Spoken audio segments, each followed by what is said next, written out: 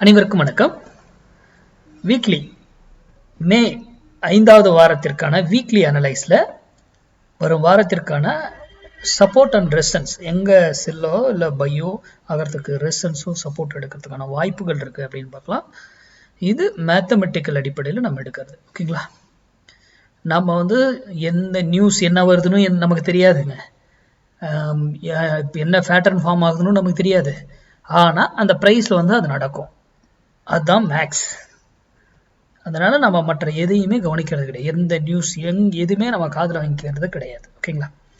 சரி, இப்போ மார்க்கெட் பாருங்க, இங்க இருக்கு. கரெக்டுங்களா? இங்க இருந்து மார்க்கெட் 25,222 போனா செல் ரெசன்ஸ் எடுக்கிறதுக்கு வாய்ப்பு இருக்கு.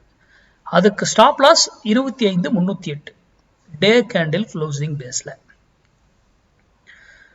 இல்லை 15 மினிட்ஸ் க்ளோஸ் வச்சா நான் எக்ஸிட் ஆகிடுவேன் சார், தாராளமாக ஆகலாம். மறுபடியும் உள்ளே அன்றைய தினமே வந்துடுச்சுன்னா நீங்கள் எடுத்துக்கணும் ஃப்ரெஷ்ஷாக.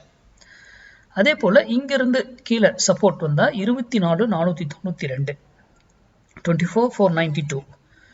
Stop loss 24,382 24,382 day candle closing base. அப்போது டே கேண்டில் க்ளோசிங் பேஸில் ஸ்டாப் லாஸ் நம்ம சொல்கிறோம்னா பெரிய கேண்டிலாக போய் ஸ்டாப் லாஸ் வச்சா நமக்கு என்ன ஆகிடுங்க? நஷ்டம் பெருசாகிடும் இல்லையா? லாஸு. அப்போ எட்ஜிங் இல்லாம இந்த ட்ரேட் எடுக்கக்கூடாது. எட்ஜிங்கோட எடுங்க ட்ரேட். ஓகேங்களா? உங்க டெக்னிக்கல் கூட இப்ப யூடியூப்ல யாரோ ஒருத்தர் கொடுக்குறாங்க அப்படின்றத என்னைக்குமே நம்பாதீங்க. யாரோ சொல்றாங்கன்னு கேட்டா கூட எதையும் நம்பாதீங்க. இன்க்ளூடிங் மீ, நான் சொல்றது சேர்த்து தான்.